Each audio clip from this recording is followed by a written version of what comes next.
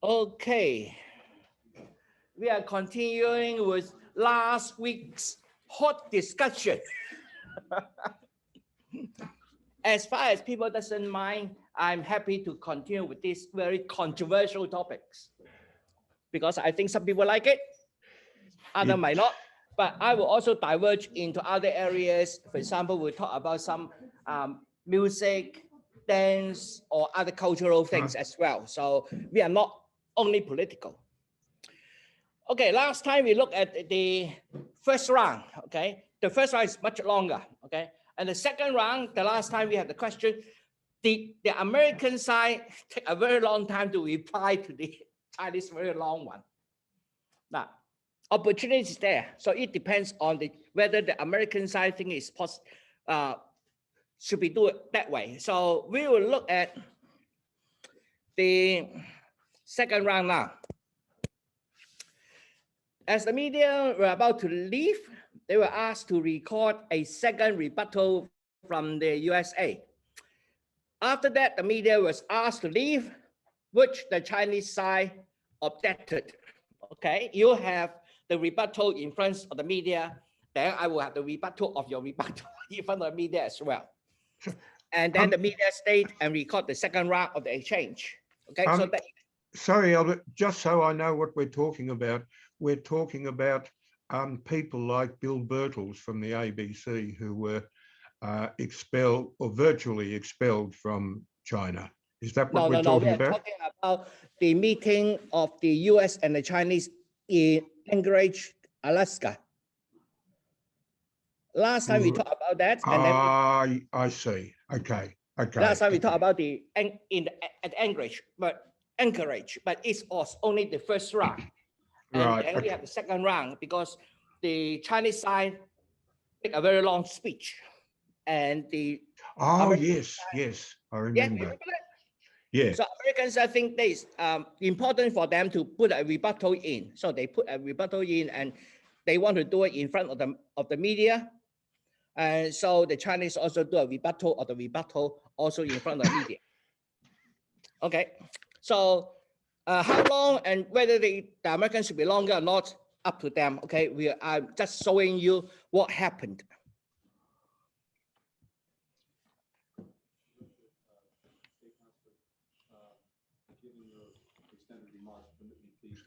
No sound.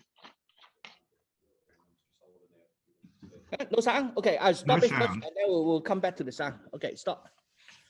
I think I need to switch the sound back to my machine. Okay, let's start again.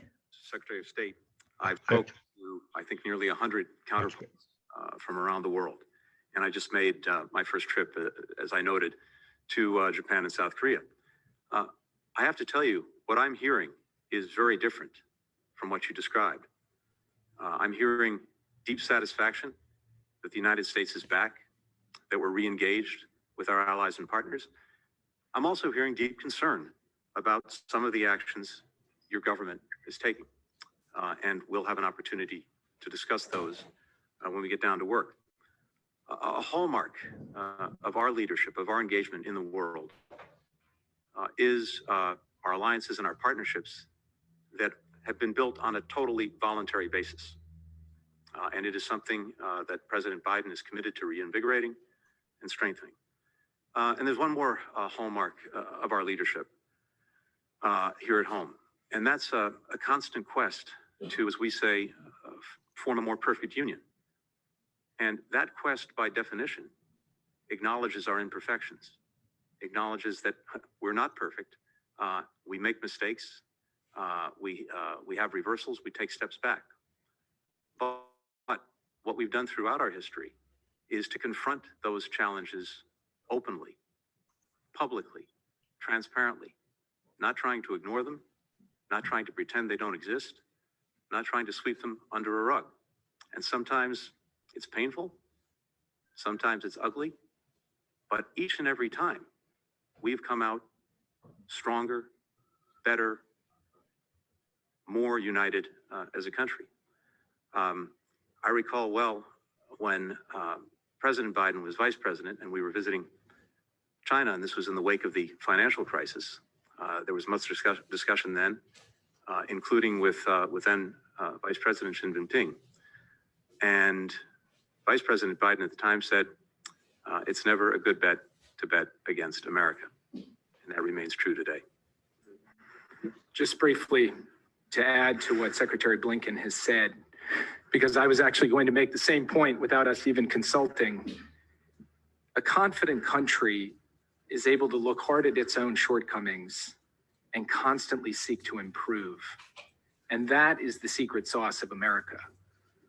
The other secret sauce of America is that our people are a problem-solving people, and we believe that we solve problems best when we work together with allies and partners around the world. Just a couple of weeks ago, the United States landed another rover on Mars. And it wasn't just an American project. It had technology from multiple countries, from Europe and other parts of the world. And it is also going to leave behind a collection of material from Mars that the United States and Europe will build a device that can fly there to pick it up and bring it back. That is what can be accomplished by a country that is constantly reinventing itself, working closely with others, and seeking constantly to produce the kind of progress that benefits all, that is rooted in a concept of human dignity and human rights that is truly universal, that every man, woman, and child in this world aspires to. So we look forward to the conversation today, but I do hope this conversation will be one carried out with confidence on both sides. So it's not lectures or long, winding statements. It's the opportunity for us to explain where we're coming from, to hear where you are coming from, and to indicate at bottom what our principles, our priorities, and our long-term strategies are. That's what we hope for in the dialogue that lies ahead. That is the spirit with which we approach this, and we look forward to continuing the discussion today. Thank you, everybody. Is objecting why So was it carefully all planned and was it carefully orchestrated with all the preparations in place? Is that the way that you had hoped to conduct this dialogue?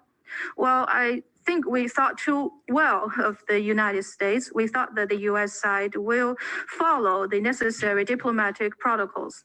So for China, it was necessary that we make our position clear.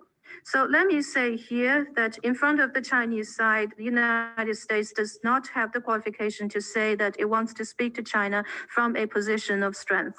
Now, the US side was not even qualified to say such things even 20 years or 30 years back, because this is not the way to deal with the Chinese people. If the United States wants to deal properly with the Chinese side, then let's follow the necessary protocols and do things the right way. Cooperation benefits both sides. In particular, this is the expectation of the people of the world. Well, the American people are certainly a great people, but so are the Chinese people. So had the Chinese people not suffered enough in the past from the foreign countries? Well, time has not been short since China started being encircled by the foreign countries. Well, as long as China's system is right with the wisdom of the Chinese people, there is no way to strangle China. Well, history will show that one can only cause damages to himself if he wants to strangle or suppress the Chinese people. Well, the United States has talked about its cooperation to land on some other planet with the European side. Well, China would welcome if there is a will to carry out similar cooperation from the United States with us. I'll stop here. Would the State Councilor wish to add?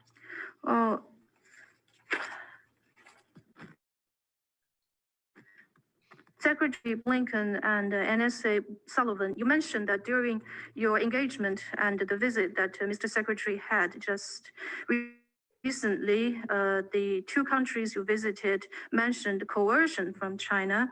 We don't know if this is a direct complaint coming from those countries that you visited, or is it just the United States' own view? Well, I think for those relationships, for instance, China's relationship with the United States, with Japan, and with Australia, I don't think we should lump them all just easily together, because for all of those relationships, they each have their own set of issues and different positions are involved. So to accuse China of coercion, even before sharing the relevant views with China, is this the right attitude? Of course not. If the United States would indiscriminately protect and speak up for those countries just because they are your allies or partners, even for the wrong things that they have done, then it would be very difficult for international relations to develop properly. And so we don't think one should be so hasty as to accuse some other country of coercion. Who is coercing whom? I think history and the international community will come to their own conclusions. But if the United States is interested in having those discussions with China, and then we are ready to have such discussions with the US side, but based on mutual respect, so that we can increase our mutual understanding on those issues. Okay, so that was the rebuttal. Open up now. No? Okay, if not, then I will quote Henry Kissinger. Okay, he said, being an enemy of United States is dangerous, but being an ally of the United States is fatal. Obviously, not everybody agrees, but this is a Henry Kissinger's quote. Looking at today, especially from what had happened in India in the last week or so, I think India is in big trouble at the moment. But who is really lending a hand? Has American really lent a hand to Indian? American eventually agreed to send some of the raw material for India to make vaccines. But they said they will relax the restriction, but we haven't seen any shipment yet. Yes? I saw on the world news 1 or 2 or 3 mornings ago, foreign aid arriving from USA to India. I think it was oxygen bottles, etc. But I don't know whether it's American has sent 2 cartons of oxygen tanks. Okay, the cartons are big. Okay, not this guy is big, but on the oxygen back bottles, it labeled clearly empty. They are sending empty oxygen bottles to India. Yes, true. But in the last month, April, there were 21,000 oxygen generators sent from China to India. There were 500 million face masks, etc., sent from China to India. And there's about 21,000 ventilators sent from China to India just in April.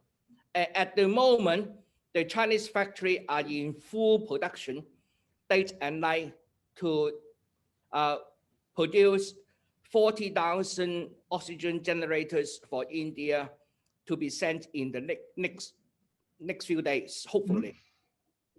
So now, India at the moment have not accepted the Chinese government's offer of help.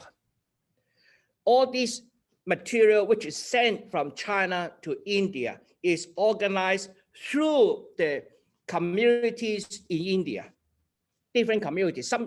There is a funding process that happened in India, asking to fund them to buy initially 500 oxygen generators from China. These are private citizens, okay? Fund me.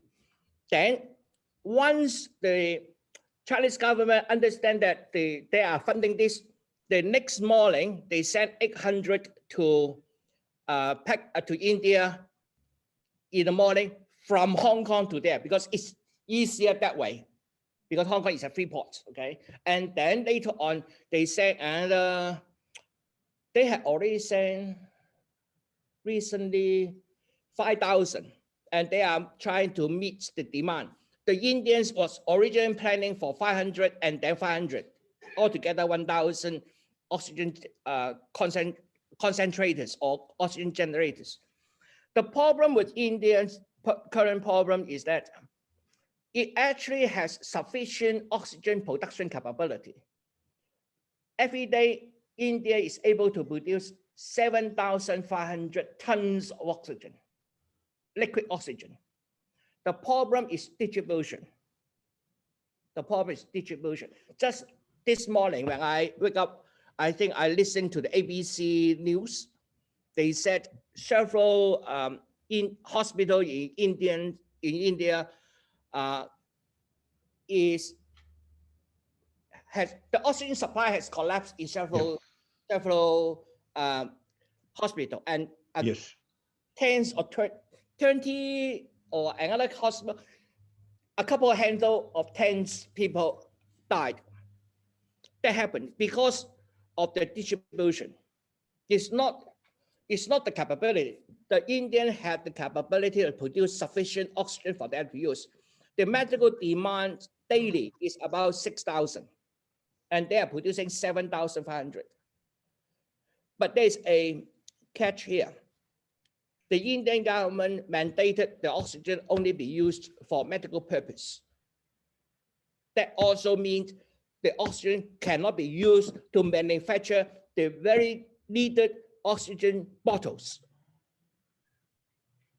They should have relaxed that so that some oxygen is being used to manufacture the oxygen bottles so that they can distribute. The whole humanitarian disasters, as a gentleman in Big History told me, is that Modi didn't do anything. That's I think sickening to me. So another issue here is that at the current crisis, should the intellectual property IP of the vaccines be less so that everybody can produce vaccine for themselves? At the moment, we are facing strong opposition from American and the Europeans. The Chinese are already sending out approximately 60% of their production to the rest of the world. Over 100 countries has already received some vaccines from China. So when you are talking about human rights, concern of people, look at the facts. Look at the facts on ground. Which country is actually doing in order to solve human rights problem? I don't know. Up to you. Our prime minister is even more ridiculous. You know, I think everyone of us know that anyone who have visited India in the last fortnight, 14 days, if they come in, they may be fined a large sum of money or jail for 5 months. Oh no, 5 years, not 5 months. I think any government should protect its own people. When 9,000 of our Australians are risking their life in India, why don't we lend them a hand? Let them come back, at least go to Christmas Island. At least go to Christmas Island. So they are not in. Absolutely, yes. Yeah.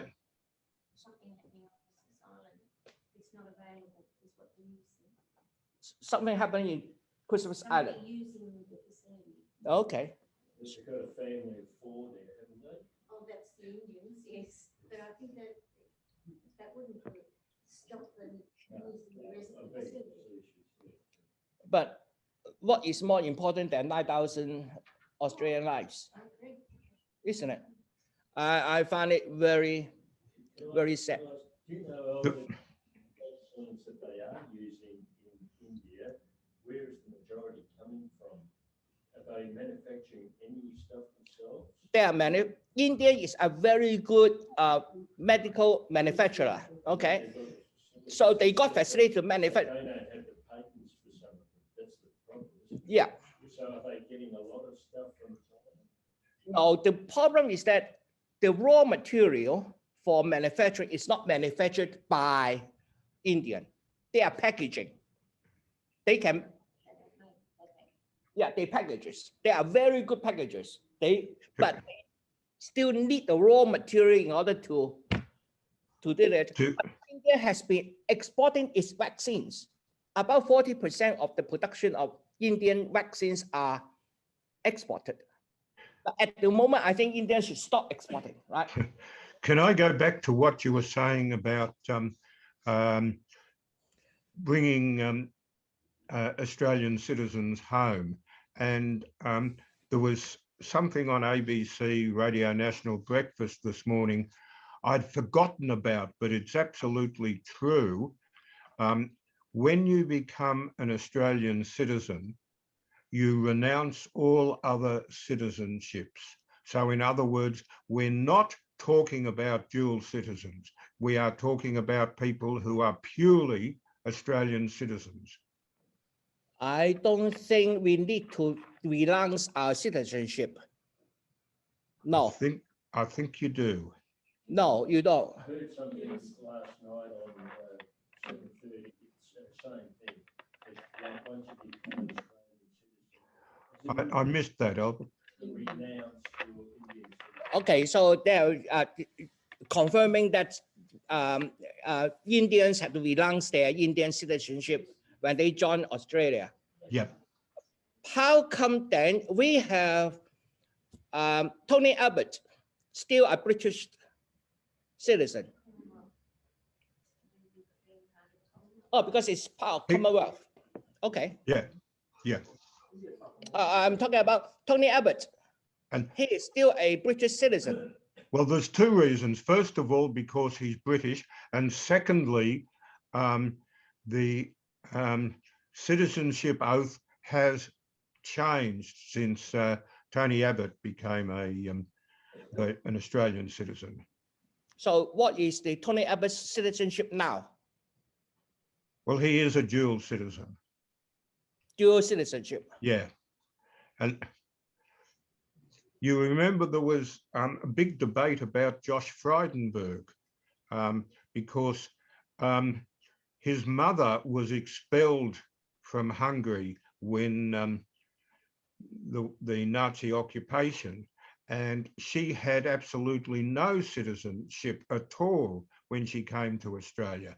And there were many people who tried to say that Josh Frydenberg also had no citizenship at all. But no, he was born in Australia, so now I have he's an the Australian. Australian citizenship, but I have the right of abode in Hong Kong. Yes. No, Yes. no. Now I have the right of abode in Hong Kong because I'm born here. I was born there. So I have a Hong Kong ID card, which allows me to enter Hong Kong with no conditions.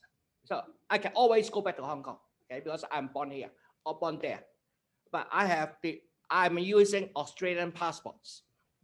Okay. I do have a Chinese passport, but that one is for entering into China. That if I use my Australian passport to enter into China, Look, I will pay approximately $300 for visa. But with my Hong Kong ID card, I got another return to China card. Huh? Yeah, for point of entry. It's not your yeah. I was absolutely amazed, and this goes back to the fine print of the One Nation, Two Systems. But when I went to Hong Kong, I did not need a visa. What kind of passport you have? I had an Australian okay. passport. You go to Hong Kong, British you don't need any, Commonwealth. Yeah, visa. and I was amazed, but yeah, But if you go to China, you need a visa. of course, of course. Because Hong Kong is a free port. Hong Kong has very many free visa agreements with a lot of countries. So if you are going to Hong Kong, for me, going to Hong Kong, I don't actually need the Hong Kong ID card to go in Hong Kong. I can use my Australian passport to go in Hong Kong. But there's a difference. If I use my Australian passport to go in Hong Kong, I can't work in Hong Kong as a tourist. But I use the Hong Kong ID card, I can work in Hong Kong. And if I use the associated card, which I link to going to China, I can work in China. But if I use my Australian passport, get a Chinese visa to go to China, I can't work in China. So there's a lot of complication there. And then it's also the expense. If I go there, I pay $300 for a once only entrance. Whereas using that, I can just go in and out every day as many as I like. So why we talk about citizenship? Because we're talking about the Indians. And The Indian, yeah. Renouncing their Indian citizenship. Indonesia is the same. They have to renounce from an Indonesian perspective, they have to renounce their citizenship to become an Australian. Okay, so that means the exception is for the Commonwealth countries. Is that right? No, because India is a Commonwealth. I don't know. But anyway, I think in that case, our government should standardize the rule. Everybody under the same rule. It shouldn't, because you come from Britain, you can. I don't think that's fair. But anyway. As I said, I opened it up with Henry Kissinger's quotes. Whether today in the world, which country is doing good, which country is doing bad? Up to you. Okay. From looking at events like now, next week, I will go back to the ABC issues about the COVID response from China in the early days. So I will start in 1st of December 2019. Okay, that will be the date I start, and then we'll finish at 23rd of January 2020, when China closed off Wuhan. So I will look at that almost 2 months' time. What happened in China? Has China actually suppressed the information or not? And then if you want, now I found that I can't look at that Four Corners program on ABC website again. It somehow is removed. But if you want to watch it, then search for 54 days, 54 days from BBC.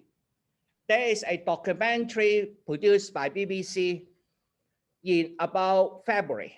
And our ABC is a remake from that documentary.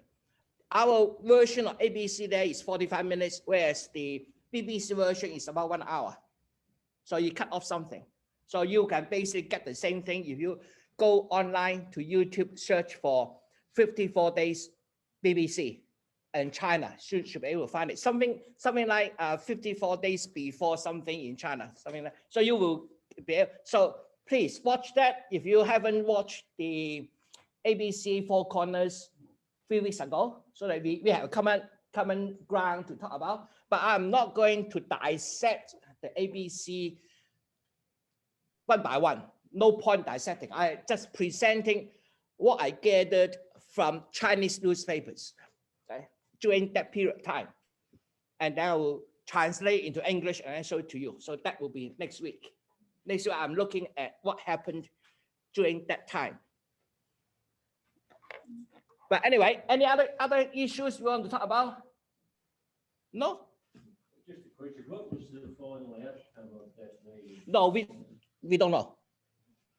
They have, I think they have produced a joint declaration. No, they don't even have a joint declaration. So we don't know. What was the question, Albert? The question is, what is the outcome of the meeting in the Anchorage? Oh, right. Okay. I can't remember they have a joint declaration. So they haven't made any statements about what they have talked about, but we only have what had happened at the beginning here. From what we gathered from other places, then it seems that when they get back to work, the two teams actually have something done, especially on climate change. I would imagine that what you were showing us is just normal sort of posturing between two parties at those international meetings, isn't it? I think that this is where, because in international meetings, they will usually just say welcome and then let's get to work. With this sharp exchange is where it is a very sharp exchange. You can understand, right? The Chinese has a very long rebuttal, and then even you look at the second round, you will notice the Chinese are actually point to point. The Americans say, oh, we will have the our Mars venture there, and then the European will go there and collect all the soil from Mars back. The Chinese say, hey, why don't you invite us as well? There's a joke from Yes Prime Minister television series that when you're having an international conference, the decisions of the conference are always worked out before the conference is held. And as a cynic, I wonder, did this conference in Anchorage actually come to a decision, or was it worked out well beforehand? We don't know. But I think there's another interesting comment is, do you think the initial exchange here is for domestic audience or for international audience? Both. Because it is a rare diplomatic event like that. And then for any diplomatic event, there must be a reasoning behind it. Why Americans want to initially attack China, especially in terms of China's human rights, the Xinjiang, Hong Kong, Taiwan problems. This should, I no doubt that Americans want to address these issues, right? But they should be handled in closed door, not in front of the public media. And I also found Americans recently had a very interesting diplomatic dealings.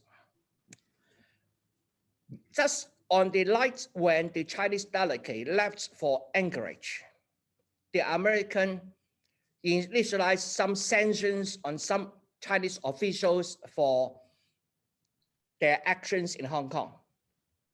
Okay. And then next day they have this meeting. Right? So I think the Chinese side is going there once they heard the news, either on the plane or when they arrived, they are pretty upset already, right? I think so. But why? Why the Americans, you know, next day there will be an Anchorage meeting between your top diplomats, Secretary of State versus the counselor, a very high-ranking official from China.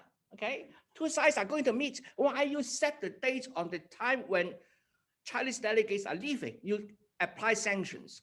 Can you hold that back for a few days or advance it a few days ago? Why you do that on the very date?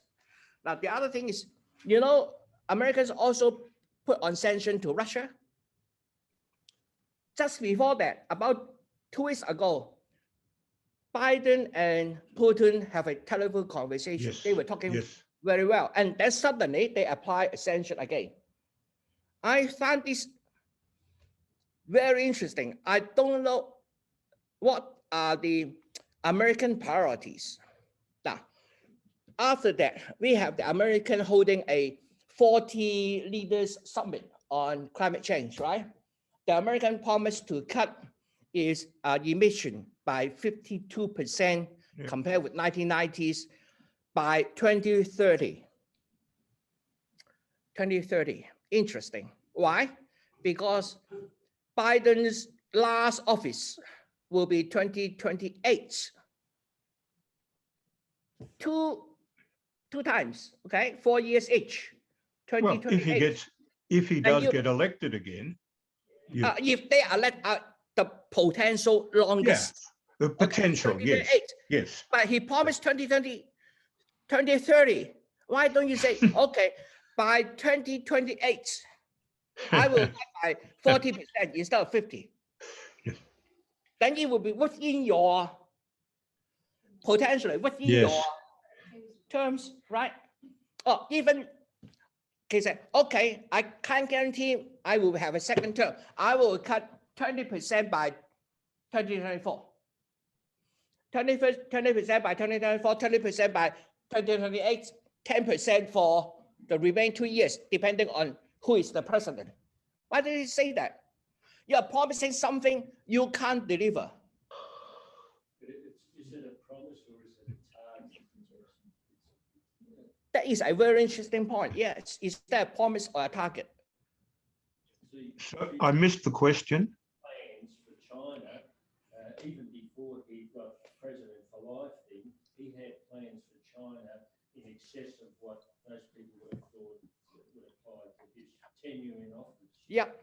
Now, so I think it's the right thing for governments or leaders to do, to plan well ahead. Yes. I don't think that tying it to your known tenure, 4 years in the job, that you have to bring everything back to that. Now, the reason I say that, why I don't have doubts on China, whereas I have doubts on US, is the flip-flopping of the American policy.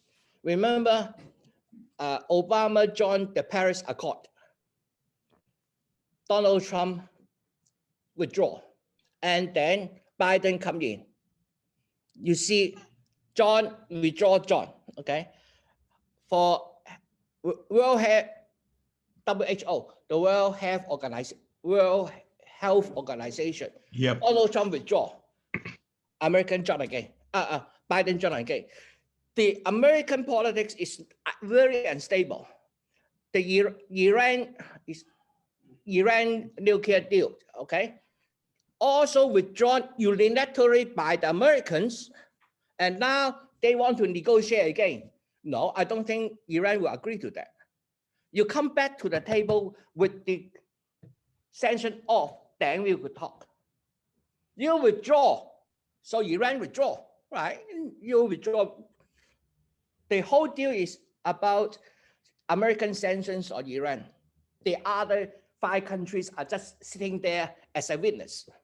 When the major dealer withdraw, there's no reason why Iran will keep its side promise. So Iran ramp up its concentration of production of uranium, which is dangerous to the rest of the world. Yes. So American policy is flip-flopping. Now, another thing about this climate change, you remember Biden want to do infrastructure, $2.25 trillion. What does it mean? Infrastructure means a lot of building. That means a lot of carbon dioxide emission. You want to do intense infrastructure, you have to produce carbon dioxide. How can you avoid that? So he is saying one thing on one side, saying another thing on one side, and these two are contradictory. How can you reduce your carbon dioxide while you are increasing your infrastructure? I know you need to improve your infrastructure. No problem about that. Yeah. In a democracy, yep, long-term plans always flip-flop depending which government or party gets in. If you're in a dictatorship, they can plan as long as the ammunition doesn't run. Yeah, I agree. The question is, in a democracy, depending on who is in government, the policy will change, like our MBN. Yep. Oh, yes. I'm really hurt by our MBN policy. I really want higher speed MBN, you know me, but that's our democracy. Can I comment on what you're saying about the long-term infrastructure and the reduction in carbon emissions? Isn't China doing the same thing? Their long-term ambition is to reduce carbon emissions, but they're ramping up infrastructure everywhere, not just in China, but throughout the world with their Belt and Road initiative. Yeah. Isn't that the same inconsistency that you were talking about with America? Yes, but okay. At the moment, China is depending on coal, 60% of its energy. So China need to change that. Really need to change that. But at the moment, China is the largest energy producer from renewable energy. So they are both number one in terms of using coal, number one in terms of producing renewable energy. The problem with infrastructure is when you rank up infrastructure, you necessarily rank up production, which ran up energy use, which ran up carbon dioxide emission. At the moment, the carbon scheme is that it is the producer country responsible for the carbon dioxide produced. For example, I'm buying an iPhone. The iPhone production have obviously some carbon dioxide emitted. It was counted not to me, it's counted to China. And China being the number one manufacturer at the moment, it is producing a lot of carbon dioxide. It is the number one carbon dioxide emitter in the world. But on a per capita base, China is still very much lower than, for example, us here in Australia. So what we want to see is that everybody put in their effort to the best of their ability without sacrificing your improvements. In terms of steel production, which is one of the largest consumption of coal, the Australian coal is used to produce steel. Why? Because we get it from iron ore. Iron ore is iron oxides. When we want to change iron oxides into metal iron, we need to remove the oxygen. The current method is use carbon. Carbon oxide becomes carbon dioxide. Shoom, you get iron. But if you change it to using hydrogen, That's the talk. yeah, that's the talk. And that's the way to do it, right? Now, another big producer of carbon is cement. Carbon dioxide is cement. Because cement production is, again, you have to remove the carbon from the limestone something in order to convert into a cement. If we can find another something similar to cement, but without producing a lot of carbon dioxide, we might solve the problem. I think you're actually right. I agree. We have contradiction here. But the one contradiction is China helping other countries, and that will count towards this country's carbon dioxide emission. Whereas United States doing for itself, and it will count as its own carbon dioxide emission. I agree. The whole world needs to change because unless we change, human won't survive. I totally agree with that one. And again, Chinese is able to put it into their 5-year plans. And Chinese has always been very good at 5-year plans. They never missed. They never missed. So far, never missed. Except the 3rd and 5th, the 3rd, 4th, and 5th, when we have the cultural revolutions and the Great Famine. I'm happy to talk about that, you like, but it's not an area I like to talk because it hurts. It really hurts, but if you like, I can cover some of them. But I want to make this course not so political, a little bit more cultural, if possible. Yep. So we will mix that up, okay? Mix that up. Sometimes we have to discuss hotter issues. Yes, we do. So if you can bear with that, I'm happy. What's time now? Anything? And we only still have 15 minutes left. Come on. Any other issues? Yes, please. No, I just wanted to agree with what Joe and you said about both sides. We've got huge construction going on, and we learned in the climate change course exactly what you said about concrete cement is a big emitter of carbon dioxide. Yeah, we need to mitigate that. Now, the Chinese have promises, two promises, okay? In 2030, it will peak its carbon dioxide emission. And then by 2060, it will be carbon neutral. So if they allow the carbon dioxide emission to rise sharply from here to 2030, they will have a much tougher job to drop it back to zero. The best way is actually keep on dropping as early as possible. And then, now, in some human activities, carbon dioxide is unavoidable. So in order to mitigate the carbon dioxide, we need to capture the carbon dioxide back. What is the capturing? At the moment, a lot of people say it's the planting, reforestation of deserts, greening of deserts, drawing carbon dioxide back and putting it on the soil. So if you allow me, I will show you what the Chinese have done in terms of anti-desertification, what they have done to green the desert.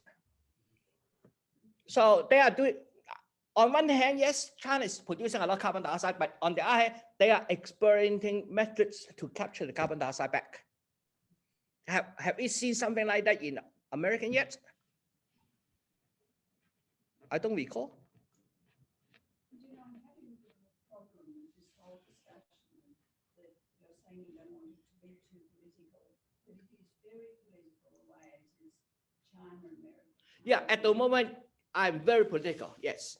And I think that, I mean, America has a large population that has nothing like the population that China has, nor is America, because it's a democracy, able to be so controlling of its population that, you know, China has a lot, in a sense, huge population, strong control, and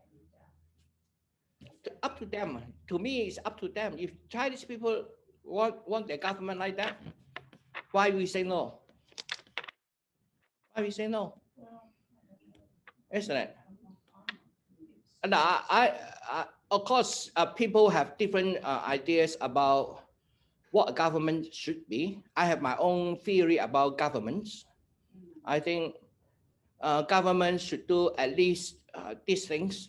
Number one, create an environment so that people can strive, whatever that means. Maybe a education system, maybe social coherence, maybe rule of law, etc. Create an environment where the people there can strive, get their thing to the best of their ability. Okay, opportunities.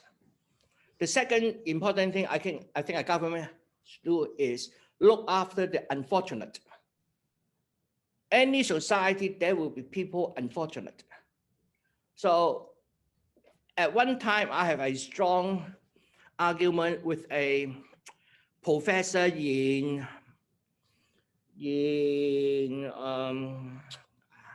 what's his field? He's in sometimes with philosophy, something in media.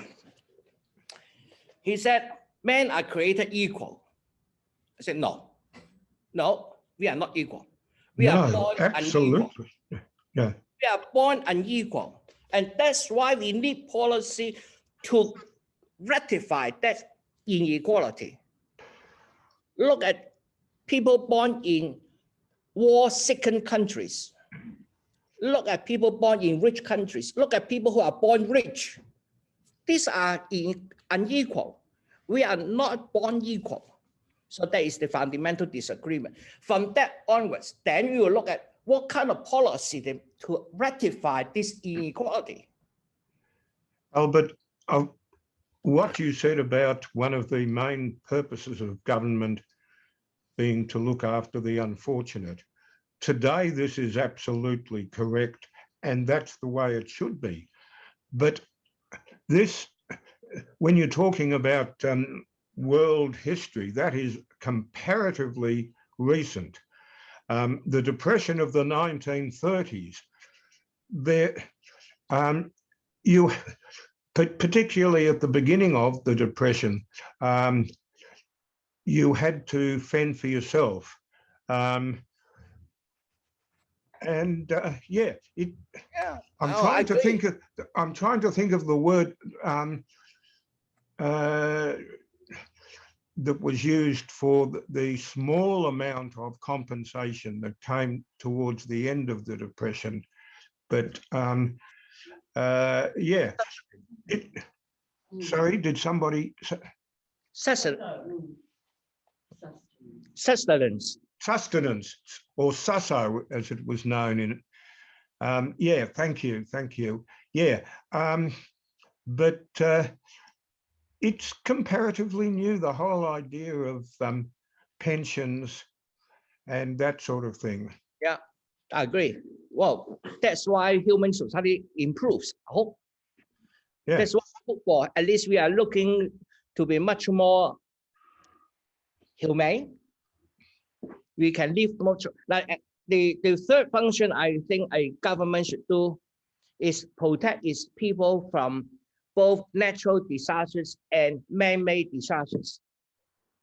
Natural disasters, we can't stop it, okay? But we want to reduce the suffering from natural disasters.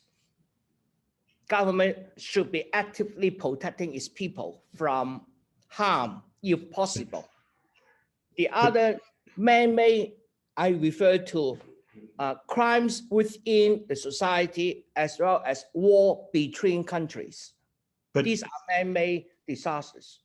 When you say we can't protect ourselves against natural disasters, we can see what's going to happen and protect ourselves.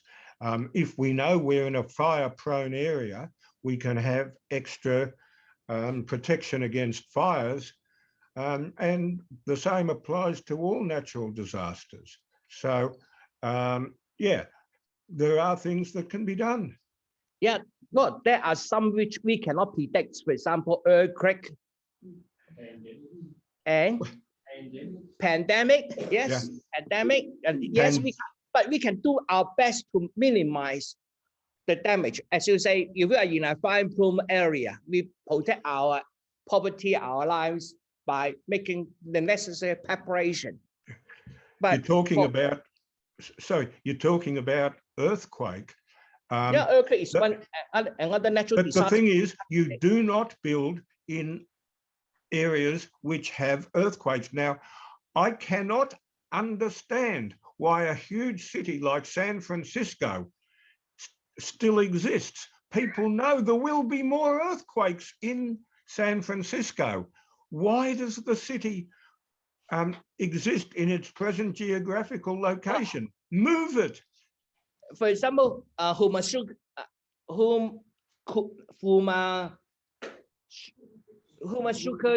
nuclear plant. Hiroshima. They know it is a what's it called? Tsunami area. Why you put the diesel generator in the basement? Yes. You know it is a. What can we say? Okay, this is a disaster at the moment. So I think as a government, minimizing hurts by some people doesn't like rules, right? You say, you can't do this. because it's spy probe. You say, no, no, I have the right to build. Okay, people are doing, but we can apply our collective coercion force, which is called law, to make sure. That only applies in Western democracies, isn't it, where people just want to do something. In China, they'd be told you can't do it there because of X, Y, Z. Yeah, and then they won't do it as well. Now, for several reasons. I think in the big history I mentioned, China has always needed a big government because of our rivers.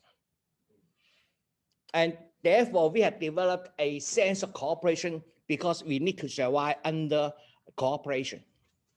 Just going back 5 minutes, I think we are being born more equal now than we were 100 years ago. Yeah, I agree. Yes. We are So somebody must be doing something right. yes, it is called science. It's called social science. Science or social science. What we're waltzing around is social capital. Yeah. I'm not sure where that statement originally comes from, like all men are born equal, but is the correct phrase or statement that really that all men are born with equal rights? Rather than just born equal, because obviously they're not. But all men, women, everyone, human race, are all born with equal rights. That was, I think, the philosophical statement, and I don't know where it came from. But if you take it that way, it's correct and it's true. Yeah. We should all have equal. Equal rights. Yeah, I think so. Thank you. Thank you. George Orwell wrote about that. All men are equal, but some are more equal. George Orwell, Animal George Farm. Orwell, yes. George Orwell, come up now. Yes, please. Yep, absolutely. There was something that Henry Kissinger in the Herald Sun today commenting about the rivalry between China and America, and you're talking about it might lead to a nuclear war or something like that. Nuclear war. We just hope not. We should, that there is a so-called middle class trap. As a country getting richer and richer, then when it's become middle class, then it will have a crisis. So it's called the middle class trap. And there's another way to put it, is called English so difficult. Is a philosopher back in either Rome or Greece about when a country is improving and when it's about to challenge the leading country, the number two is challenging the number one will try to stop the number two from rising again. And that may cause war. And what we are seeing today is what's happening. America is number one, China is rising up, and then American can see that on this path, China will overtake American. So it is desperate to stop China from rising. Yeah. But you can't start a war because both of these are nuclear countries. If they start a war, we all finished.